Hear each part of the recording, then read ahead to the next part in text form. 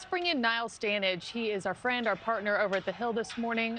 Niall, just your response to these images that we're watching flood in, onto our airwaves and into our newsroom this morning from Lebanon as things only seem to be getting worse and no end in sight. Yeah, absolutely, Markie. I mean, my initial reaction is just the human one of concern for people in that environment. I'm watching these pictures as you are. They're clearly very ominous, as is the report of the embassy being set on fire. So obviously we hope that all the people at that embassy are safe and remain safe, though it seems a bleak situation right now.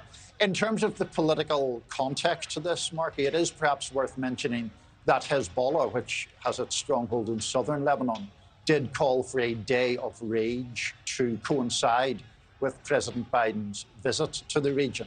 Now, of course, there is additionally popular outrage in the Arab world about what had happened in that hospital in Gaza. I understand that there are competing claims about who is responsible, but that has clearly had a very, very outraging effect upon people in Lebanon, in the Palestinian territory itself, and in other parts of the Arab world. There was also a comment a few days ago by the Iranian foreign minister about opening up new fronts. That is what the United States has been very eager to avoid. It's worth noting that Iran is a sponsor of Hezbollah and is therefore very involved in Lebanese politics by proxy. So look, that's the context, but right now, I'm just watching these images roll in and additional reports of unrest elsewhere in the region. And it's obviously very concerning. You know what, Niall, too, it's not just what's happening between Palestinians, Hamas, and Israel. Lebanon has been seeing some of the worst economic times in years. And there was already this meltdown happening. So you have this tinderbox of unrest. On top of that, Muslims who are fiercely defensive of their brotherhood in another country, which happens to be the Gaza Strip. Yes, exactly, Adrienne. I mean, this is such a tricky issue in a way to talk about because perspectives on it are so vastly different in parts of the Middle East and parts of the rest of the world to how they are in Israel or the United States.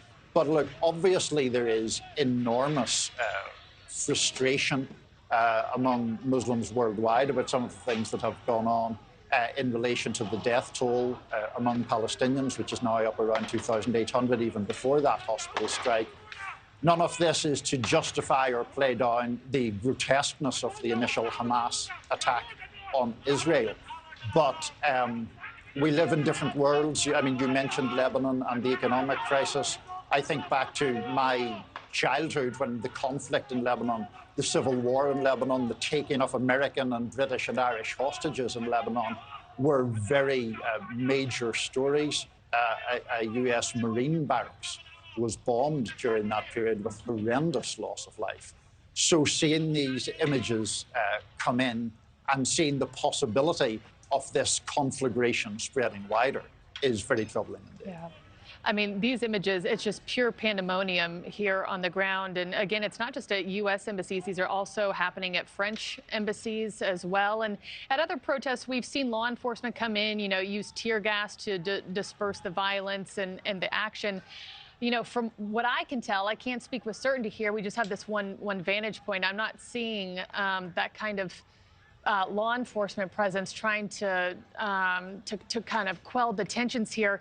Niall, I think a lot of people are watching this, knowing that this is the U.S. Embassy, and to your point that you made earlier, wondering who's inside, is anybody still working here? Should they have been long evacuated from this building? I mean, before, this afternoon, more in the immediate wake of the war in Israel breaking out? I mean, surely there's not anybody still inside. One would hope not, though, of course, I'm not sure. But I think it's a really vital point you make, Markie.